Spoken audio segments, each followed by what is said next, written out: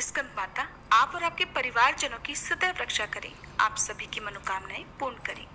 आज नवरात्रि के 5वें दिन माँ स्कंद माता की पूजा की जाती है और आज आप सुन रहे हैं माँ स्कंद माता की संपूर्ण कथा, आरती और क्षमा याचना। देवासुर संग्राम के सेनापति भगवान स्कंद यानी भगवान कार्तिकेय जी की माता होने के कारण इन्हें स्कंद माता के नाम से जाना जाता है। ये देवी शक्ति और सुख का एहसास कराती हैं। स्कंद माता सूर्य मंडल की अधिष्ठात्री देवी हैं। इसी कारण इनके चेहरे पर तेज विद्यमान है। इनका वर्ण शुभ्र है। भगवान स्कंद को बाल रूप में गोद में बिठाए हुए ये देवी वात्सल्य से ओतप्रोत हैं। माँ की उपासना के साथ ही भगवान स्कंद की उपासना स्वयं ही पूर्ण हो जाती है, क्योंकि भगवान बाल स्वरूप में सदा ही अपनी माँ की गोद में विराजते रहते हैं। भव सागर के दुखों से मुक्ति पाने के लिए इससे दूसरा सुलभ साधन कोई नहीं है। स्कंद माता कमल के आसन पर विराजमान रहती हैं, इसलिए इन्हें पद्मासना देवी भी कहते हैं।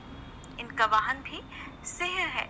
इन्हें कल्याणकारी शक्ति की अधिष्ठात्री भी कहा जाता है। इन देवी की 4 भुजाएं हैं। दाईं तरफ की ऊपर वाली भुजा से इन्होंने भगवान स्कंद को गोद में पकड़ा हुआ है। नीचे वाली भुजा में कमल का पुष्प धारण किया हुआ है।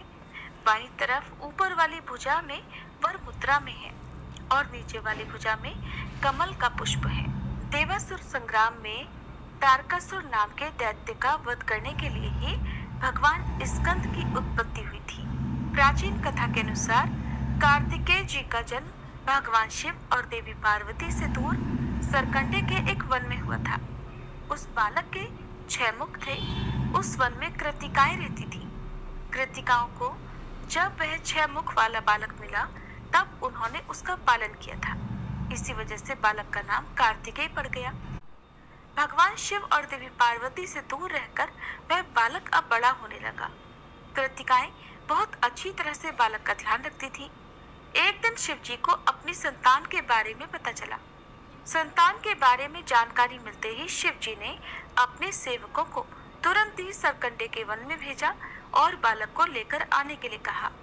शिव जी के दूत वीरभद्र, विशालाक्ष, शंभुकर्ण, नंदीश्वर, गोकर्णाक्ष, दधिमुख आदि सरकंडे के वन में पहुंचे और कृतिकाओं के साथ कार्तिकेय स्वामी जी को लेकर शिव जी के पास वापस लौट आए। कार्तिकेय जी कैलाश पर्वत पर पहुंचे तो सभी बहुत प्रसन्न हुए। शिव जी और देवी पार्वती ने बालक को गले से लगाया और उसे बताया कि तुम हमारी संतान हो। शिव जी पार्वती जी ने कार्तिकेय को परिवार का महत्व समझाया और परिवार के साथ ही समाज की भलाई के लिए काम करने की सीख दी। तब शिव जी ने कार्तिकेय जी से कहा कि तुम बहुत वीर हो, इसलिए पुत्र आज से तुम्हें देवताओं का सेनापति नियुक्त किया जा रहा है। उस समय तारकासुर नाम के दैत्य ने बड़ा आतंक मचा रखा था और उसे वरदान मिला हुआ था कि उसका वध भगवान शिव के पुत्र द्वारा ही होगा। तब देवताओं ने कार्तिकेय जी को देव सेना का सेनापति बनाया और स्कंद माता ने उन्हें युद्ध कौशल की शिक्षा दी। युद्ध भूमि में देवताओं की सेना बिखरी हुई थी। उनके मन में भय था, परंतु कार्तिकेय ने सबको उत्साहित किया। भय मत करो देवों, आज अधर्म का अंत होगा। संगठित हो जाओ क्योंकि विजय निश्चित है। और उनके इस प्रकार उत्साहवर्धन से देवताओं में खोया साहस लौटा। जब युद्ध आरंभ हुआ तो राक्षस सेना चारों ओर से गरजी। तारकासुर स्वयं पर्वत समान विशाल होकर रणभूमि में आया। कार्तिकेय ने अपने दिव्य भाले से उस पर आघात कर दिया। भीषण संग्राम हुआ। आकाश कांप उठा और आखिरकार कार्तिकेय जी ने अपनी शक्ति अस्त्र से तारकासुर का वध कर दिया। देवताओं ने प्रसन्न होकर उन्हें शक्तिधर और देव सेनापति की उपाधि दी। स्कंद माता का स्वरूप अत्यंत शांत और सौम्य है। उनकी गोद में विराजते बालक कार्तिकेय स्वयं विजय और शौर्य के प्रतीक हैं। उनकी उपासना से भक्त को संतान सुख मिलता है। जिन्हें संतान सुख की कामना है, जीवन से शत्रु और भय दूर होते हैं। मन को पवित्रता, साहस और धैर्य की प्राप्ति होती है। घर परिवार में सुख शांति आती है। स्कंद माता सिखाती है कि मातृत्व केवल करुणा नहीं देता, बल्कि संतान के माध्यम से संसार के कल्याण का मार्ग भी प्रशस्त करता है। और भगवान कार्तिकेय जी ये सिद्ध करते हैं कि जहाँ धर्म की रक्षा का संकल्प हो, वहाँ विजय अवश्य होती है। इस प्रकार स्कंद माता की कथा समाप्त होती है। आज माँ मनसा देवी की कथा भी सुनने का विधान है, तो अब आप सभी श्रोतागण माँ मनसा देवी की कथा भी सुनिए। कहते हैं कि भगवान शिव की 3 पुत्रियां हैं, अशोक सुंदरी, ज्योति या माँ ज्वालामुखी और देवी वासुकी या फिर माँ मनसा। और नवरात्रि के दिनों में भक्त माँ मनसा देवी के दर्शन करने के लिए भी पहुंचते हैं। इन्हीं में से शिव जी की तीसरी पुत्री यानी वासुकी देवी को माता पार्वती जी की सौतेली पुत्री माना जाता है। पुराणों में नागों का विशेष महत्व बताया गया है। भगवान श्री विष्णु की शैया के रूप में शेष नाग का नाम आता है, तो ये भी मान्यता है कि शेष नाग के फन पर ही ये संपूर्ण पृथ्वी टिकी हुई है। भगवान कृष्ण द्वारा यमुना जी में निवास करने वाले कालिया नाग को वश में करने की कथा तो आप सभी जानते हैं, लेकिन कहते हैं कि श्री कृष्ण ने कालिया को कुश से नाथा था, जिसके प्रभाव से कुश में आज भी विष का अंश माना जाता है और ग्रामीण अंचलों में आज भी नाग पूजा में कुश का उपयोग किया जाता है। बहुला विषहरी की कथा शुरू होती है 5 बहनों मैना, बिहुला, भवानी, विषहर और पद्मा से। कहते हैं कि एक बार भगवान शिव सौंदर्य के तालाब में स्नान कर रहे थे। इसी दौरान उनकी जटा से 5 बाल टूट गए और इन्हीं जटाओं के 5 टूटे बाल से जन्म हुआ 5 बहनों का। ये पांचों बहनें मृत्यु लोक में अपनी पूजा कराने की इच्छा रखती थी। तब उन्होंने भगवान शिव से कहा कि हम चाहती हैं कि हमारे लिए भी लोग पूजा करें, लेकिन भगवान शिव ने मना कर दिया और कहा कि पूजा पाने के लिए देवताओं की तरह कार्य करने होते हैं, जन कल्याण करना होता है। तब उन पांचों में से एक ने तो भगवान शिव की बात मान ली। अब दूसरी सोचने लगी कि पता नहीं वह लोगों का भला कर भी पाएगी कि नहीं। एक ना इधर की रही ना उधर की, यानी कि वो कोई फैसला ही नहीं कर पाई। फिर एक ने सोचा जो और बहनें कर लेंगी तो वो भी वही करेगी, लेकिन एक ने तो ठान लिया कि चाहे कुछ भी हो जाए वो तो पूजा लेकर ही रहेगी। तब भगवान शिव ने उसे अपने भक्त चांद अर्थात चांदी सौदागर के बारे में बताया। उन्होंने कहा, चांद सौदागर अगर तुम्हारी पूजा मान लेगा तो सब तुम्हें पूजा देने लगेंगे, जाओ प्रयास करके देख लो। ये सुनकर विषहरी चांद सौदागर के द्वारे चली। चारों बहनें भी उसके पीछे पीछे चलने लगी। विषहरी ने चांद सौदागर से पूजा की मांग की, लेकिन चांद सौदागर ने इसे ठुकरा दिया। इस अपमान से क्रोधित होकर विषहरी ने बदला लेने का निश्चय किया। वह जब जो चाहे वेश बदल सकती थी। तब उसने एक ब्राह्मण का वेश धारण किया और चांद सौदागर के पास जाने लगी। चांद सौदागर ने देखा कि ब्राह्मण तो निसंतान है और उसे सम्मान तो देता था, लेकिन मन से नहीं मानता था। कुछ दिनों तक विषहरी बना ब्राह्मण चांद सौदागर के पास जाता रहा, उससे वार्तालाप करता रहा। अब चांद सौदागर उसे सम्मान तो देता था कि वो एक ब्राह्मण है, लेकिन मन से नहीं मानता था। और फिर वो ये भी नहीं जानता था कि ये ब्राह्मण विषहरी ही है। और जब विषहरी ब्राह्मण चांद सौदागर के पास से चला जाता तो जिस जगह पर वह ब्राह्मण बैठा करता उस जगह पर बैठने की जगह की मिट्टी को हटवाकर वह सौदागर गोबर से लिपवाता था। ये अपमान विषहर को और भड़काने वाला था। अब तो उसने चांद सौदागर को निसंतान बनाने का निश्चय कर लिया। चांद सौदागर के 6 पुत्र थे। एक एक करके विषहर ने उनके विवाह की सुहागरात में सर्प भेजकर उन्हें डसवा दिया, जिससे उनकी उसी क्षण मृत्यु हो गई। चांद सौदागर की 6 बहुएं इस तरह विधवा हो गई और उसका घर शोक में डूब गया। विषहर जो अब भी ब्राह्मण के वेश में थी, मन ही मन इस दुखद स्थिति पर प्रसन्न थी। कुछ समय बाद चांद सौदागर को एक और पुत्र की प्राप्ति हुई, जिसका नाम रखा गया बाला लखनदर। अपने 6 पुत्रों की मृत्यु के दुख से ग्रस्त चांद सौदागर अपने 7वें पुत्र का विवाह ही नहीं करना चाहता था, लेकिन अब की बार विषहर ने ब्राह्मण भेष में उसकी मत्ती फेर दी और किसी तरह उस पुत्र का भी विवाह करने के लिए राजी कर लिया। और फिर बाला लखनदर का विवाह बिहुला से हुआ। बिहुला एक समझदार और साहसी स्त्री थी। वह चांद सौदागर के 6 पुत्रों की मृत्यु का रहस्य जानती थी।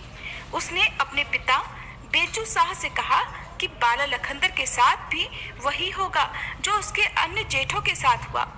उसने उपाय सुझाया कि एक ऐसा घर बनवाया जाए जिसमें एक भी छेद न हो ताकि सांप प्रवेश न कर सके। चांद सौदागर ने कारीगरों को कड़ा निर्देश दिया कि यदि घर में एक भी छेद हुआ तो उनके पूरे परिवार को मृत्यु की सजा दी जाएगी। लेकिन अब की बार भी विषहर ने अपनी चाल चली। उसने एक कारीगर को लालच देकर एक छोटा सा छेद छोड़ने के लिए तैयार कर लिया जो कि आसानी से किसी को भी नजर न आए। जब घर तैयार हुआ, चांद सौदागर ने उसे अच्छे से निरीक्षण किया और उसे कोई कमी नजर ही नहीं आई तो वह संतुष्ट हो गया। इधर बिहुला जब ससुराल आई तो उसने अपने मायके से एक कुत्ता, एक बिल्ली, एक नेवला, एक गरुड़ और एक घोड़ा और अगर चंदन की लकड़ी भी साथ में रख ली। अगर चंदन में ये गुण था कि सर्पदंश से मृत व्यक्ति को जीवित किया जा सकता था, लेकिन विषहर की चालाकी के आगे ये सारी सावधानियां बेकार साबित हुई। शादी की पहली ही रात में जब बिहुला और बाला लखंदर गहरी निद्रा में थे तो उस समय विषहर ने उस छोटे छिद्र से एक पतला सांप भेजा। ये सांप बिहुला की बहन थी जिसे विषहर ने डरा धमका कर भेजा था। ये वही नागिन थी जिसने शिवजी की लोक कल्याण वाली बात मान ली थी, लेकिन अपनी ही बहन विषहरी के डर के कारण वह बाला लखंदर को डसने पहुंच गई। अब इधर नागिन ने सोते हुए बाला लखंदर को डस लिया और वह मृत्यु को प्राप्त हो गया। बिहुला तो गहरी नींद में थी और उसकी नींद भी विषहर की माया ही थी। जब बिहुला की नींद खुली तो उसने अपने पति को मृत पाया। उसका हृदय दुख से फट पड़ा और वह जोर जोर से रोने लगी।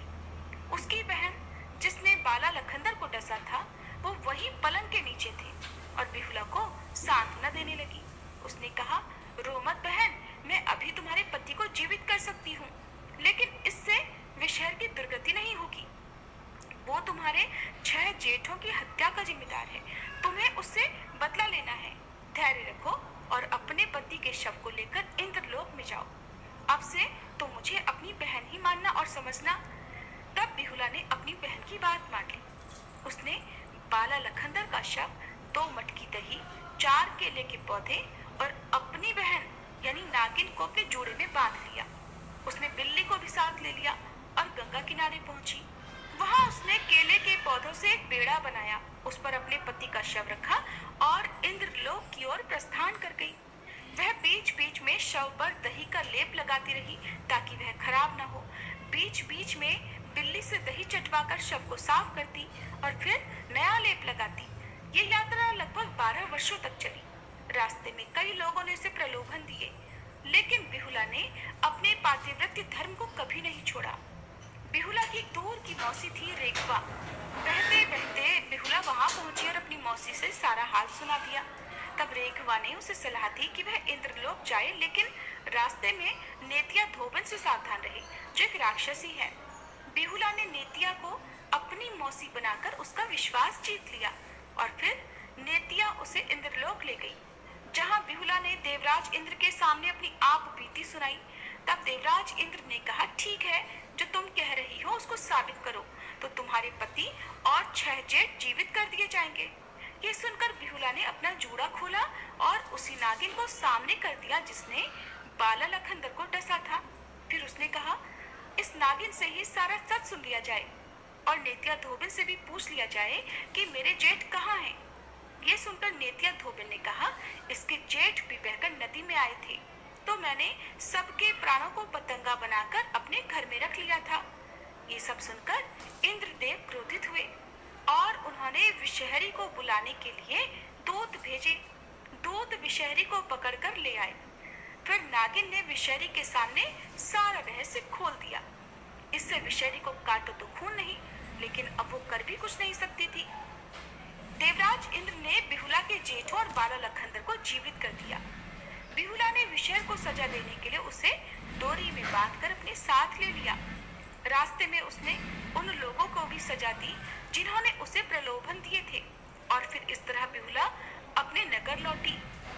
अपने पातिव्रत और अपने सतीत्व के बल पर उसने चांद सौदागर की नष्ट हुई संपत्ति को फिर से पा लिया अपने सास ससुर का अंधापन दूर किया और उनके सामने उनके सातों पुत्रों को जीवित खड़ा कर दिया। विषहर को गड्ढे में दफना दिया गया। बिहुला और बाला लखनदर ने कुछ वर्षों तक राज किया और फिर इंद्रलोक को प्रस्थान कर गए। ये कथा सतीत्व, समर्पण और साहस की अनुपम गाथा है।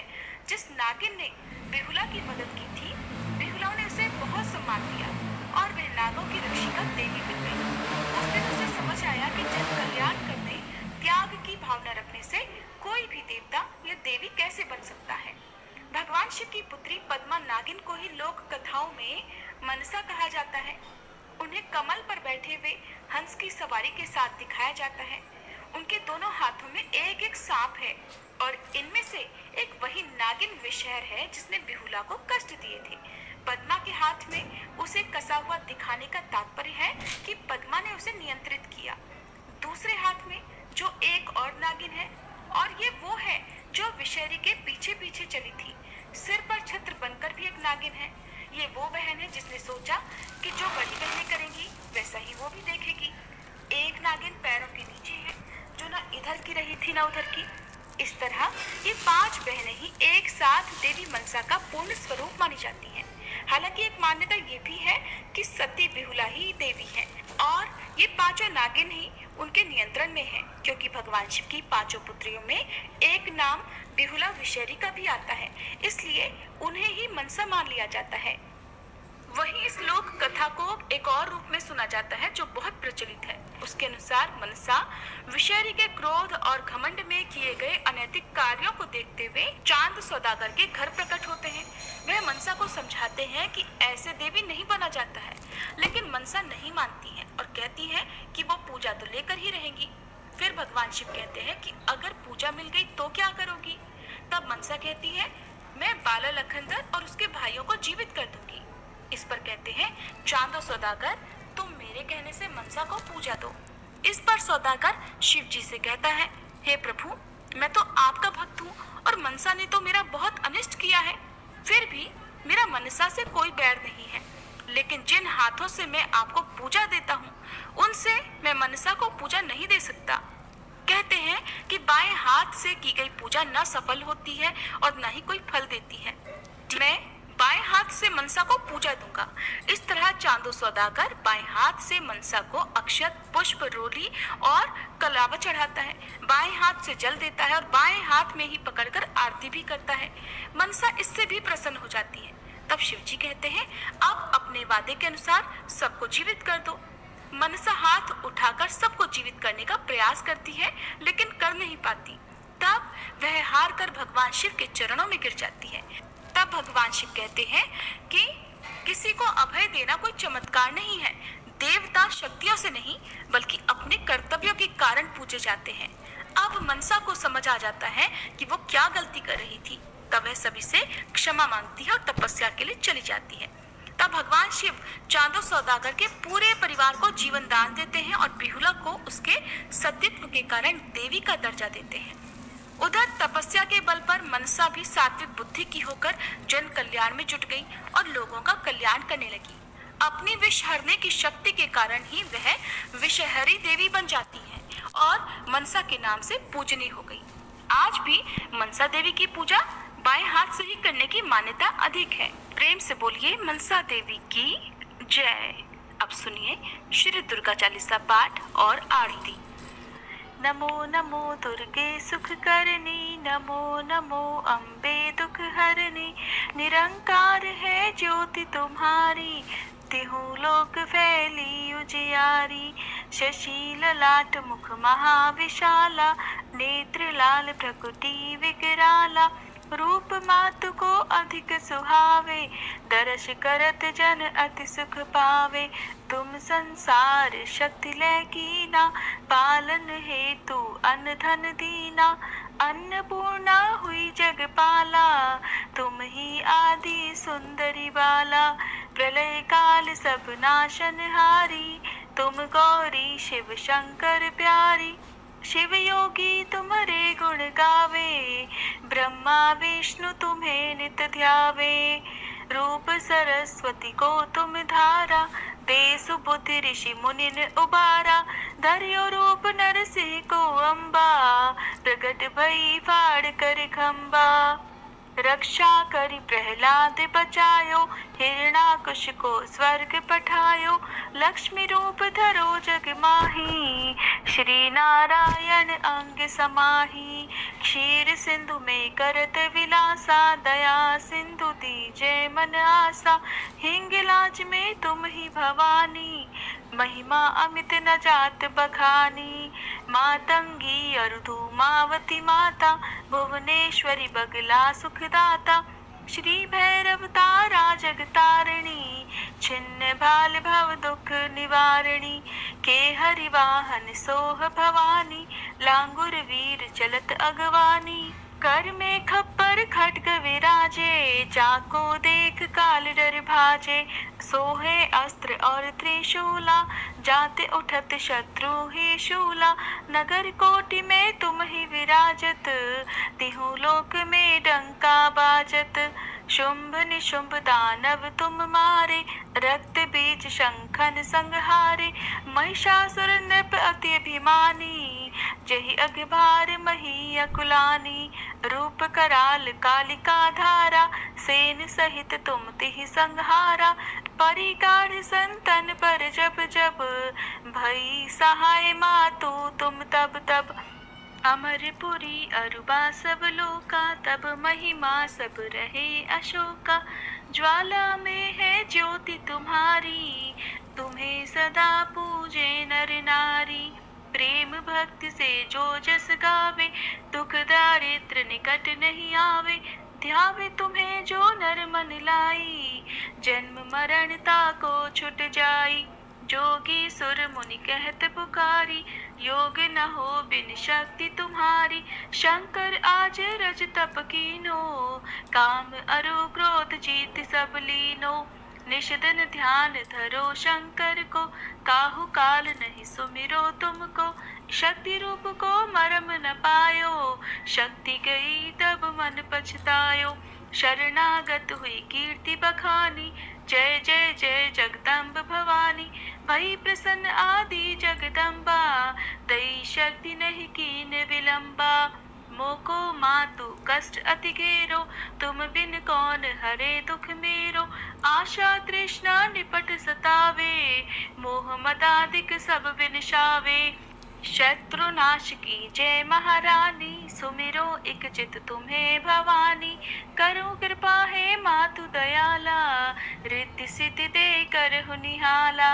जब लगी जीव दया फल पाऊं, तुमरो यश मैं सदा सुनाऊं। दुर्गा चालीसा जो कोई गावे, सब सुख भोग परम पद पावे। श्री दुर्गा चालीसा समाप्त। ओम जय स्कंद माता, मैया जय स्कंद माता। परम सुखदाई मैया, तुमसे सुख आता। ओम जय स्कंद माता। शक्ति स्वरूपा माता, मोक्ष भक्त पावे। द्वार तिहारे आवे, खाली नहीं जावे। ओम जय स्कंद माता। चार भुजाधारी माँ, हस्त कमल सोहे। स्कंद संग में विराजे, छवि अति मन मोहे। ओम जय स्कंद माता। पांचवे नवरात्रि में ध्यान भक्त धरे, मन वांछित फल पावे, कष्ट माँ दूर करे। ओम जय स्कंद माता।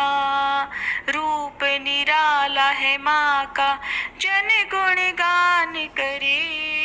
कर दो कृपा है मैया, तुम्हारे द्वार खड़े। ओम जय स्कंद माता। विपदा हरती हो मैया, जो मन से ध्यान करे। साधक नित हर्षाए, जय जय माँ की करे। ओम जय स्कंद माता। शिव योगी की शक्ति तुमको ही जग जाने। कार्तिकेय करे वंदन, मैया ये जग माने। ओम जय स्कंद माता। तुम्हारी कृपा से धर्म हर पल ही जीते। तुम्हारी इच्छा से हम सब भक्ति रस पीते। ओम जय स्कंद माता। स्कंद माता की आरती जो मन से गाए, भव बंधन से छूटे, नित्य सुख वो पाए। ओम जय स्कंद माता। ओम जय स्कंद माता। मैया जय स्कंद माता। परम सुखदाई मैया, तुमसे है सुख आता। ओम जय स्कंद माता। प्रेम से बोलो शेरों वाली मैया की जय, स्कंद माता की जय। प्रिय भक्तजनों, अब हम सभी मिलकर माता रानी से क्षमा याचना करते हैं, ताकि हमारे द्वारा हुई किसी भी गलती के लिए माता रानी हमें क्षमा कर सके। हे परमेश्वरी, मेरे द्वारा रात दिन सहस्त्रों अपराध होते रहे हैं, अतः आप मुझे अपनी सेवक समझकर कृपा पूर्वक मेरे उन अपराधों को क्षमा करो। न तो मैं आह्वान करना ही जानती हूँ, न विसर्जन करना ही जानती हूँ, और न पूजा ही करना जानती हूँ। हे परमेश्वरी, मुझे क्षमा करो। हे सुरेश्वरी, मैंने जो मंत्रहीन, क्रियाहीन और भक्तिहीन पूजन किया है, वह सब आपकी दया से पूर्ण हो। सैकड़ों अपराध करके भी भक्त आपकी शरण में आकर केवल जगदम्ब कहकर ही मोक्ष को प्राप्त करते हैं, जिसे ब्रह्मादि देवगण भी पाने में असमर्थ होते हैं। हे जगदम्बिके, मैं अपराधी हूँ, किंतु आपकी शरण में आई हूँ, अतः इस समय मैं दया की पात्र हूँ। आप जैसा चाहो वैसा करो। अज्ञानवश या बुद्धि भ्रम होने के कारण भूल से मैंने जो कुछ भी कम या अधिक कर दिया हो, हे देवी, हे परमेश्वरी, सब अपराध क्षमा करो और प्रसन्न हो। हे जगन्माता, हे कामेश्वरी, सच्चिदानंद स्वरूपिणी परमेश्वरी, आप प्रेम पूर्वक मेरी यह पूजा स्वीकार करो और मुझ पर प्रसन्न हो। आप गुप्त से भी गुप्त वस्तु की रक्षा करने वाली हो। आप मेरे किए हुए इस जप को ग्रहण करके मेरे सभी अपराधों को क्षमा करो। हे देवी, हे महेश्वरी, आपकी कृपा से मुझे सिद्धि की प्राप्ति हो।